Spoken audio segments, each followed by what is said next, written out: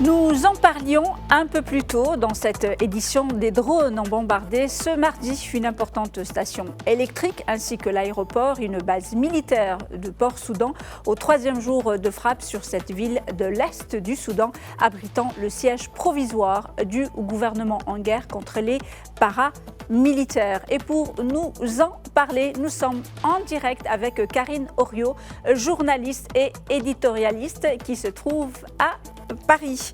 Karine Oriot, bonjour. Bonjour. Bonjour et merci beaucoup d'avoir accepté notre invitation. Tout d'abord, une première question. Comment analysez-vous ces attaques de ce mardi ? Qualifier ces attaques d'escalade stratégique, parce que pour moi, en tout cas, les drones sont utilisés ici comme un levier militaire. En tout cas, les FSR utilisent de plus en plus des drones pour frapper des cibles stratégiques comme Port-Soudan, dans une tentative claire et nette de déstabiliser les zones sous contrôle gouvernemental et affaiblir l'armée régulière. Il faut également souligner que c'est une guerre qui devient de plus en plus technologique. On a parlé de l'utilisation des drones. Il s'agit également d'une guerre asymétrique. Le but ici étant effectivement de mettre une grosse pression à l'armée régulière, mais également de mettre une pression aux populations.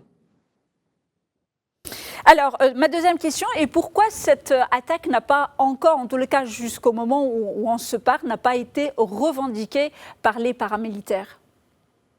Alors, je pense que l'absence de revendication ici des paramilitaires est une stratégie, la stratégie du silence. Premièrement, c'est pour éviter des sanctions directes. Et puis, encore une fois, c'est pour créer davantage de pression sur l'armée régulière et la population. J'aimerais revenir avec vous justement sur l'attaque de ce matin. Il y a eu l'aéroport, une station quand même électrique, une zone militaire. C'était vraiment ciblé, c'était des attaques et des frappes stratégiques. Comment voyez-vous justement cela ? Alors, je pense que comme je le disais au tout début, il s'agit de déstabiliser l'armée régulière qui a des problèmes de logistique. Alors, en ciblant des attaques comme des endroits, comme l'aéroport, le port, et en provoquant des incendies ainsi, ils souhaitent affaiblir davantage l'armée régulière. Mais pour autant, ils ne peuvent pas crier à la victoire parce qu'il s'agit juste de déstabiliser l'armée régulière, mais pour l'instant, aucun camp ne peut revendiquer une victoire complète. Pardon. Et comment justement voyez-vous l'évolution, mais à court terme, de la lutte pour le pouvoir entre le général Abdel Fattah el-Burhan et son ancien adjoint, le général Mohamed Hamdan Daglo, une lutte au final qui dure maintenant depuis plus de 2 ans? Oui, vous avez raison de souligner cela. Il s'agit pour le général Daglo de déstabiliser encore plus le pouvoir central. Cependant, comme je le disais, cela ne conduit pas du tout à la victoire. On voit effectivement que l'armée régulière est attaquée, mais ce qu'il faut savoir, c'est que les FSR ne sont pas à Port-Soudan, par exemple. Donc, pour l'instant, on n'a effectivement pas de déséquilibre. Aucun camp, à ce jour, ne peut revendiquer la victoire. Ce qui est sûr, c'est que l'évolution de cette lutte de pouvoir reste à court terme dans une impasse. On ne sait pas si la communauté internationale va pouvoir, en tout cas, calmer les choses, mais on est clairement dans une impasse. Alors justement, Karine Oriot, vous parlez de cette communauté internationale. Est-ce qu'à votre avis, elle réagit suffisamment à ce conflit au Soudan ? Non, c'est sûr que les réactions internationales restent insuffisantes. On a l'habitude de le dire.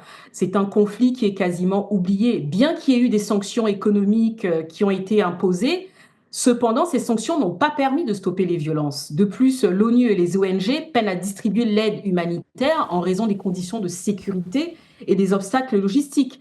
Moi, je pense qu'une réponse plus décisive, comme des interventions militaires de maintien de la paix, me semblent les plus appropriées pour arriver vraiment à créer, en tout cas à calmer et à protéger la population.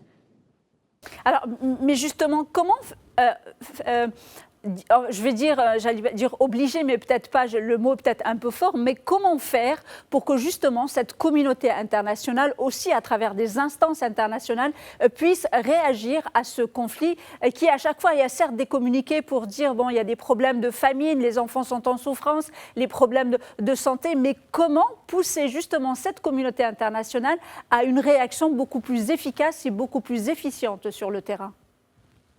Bah, je pense qu'il faudrait utiliser d'autres pays qui vont servir de médiateurs dans ce conflit, même s'il y a déjà eu plusieurs tentatives qui se sont montrées infructueuses à ce jour.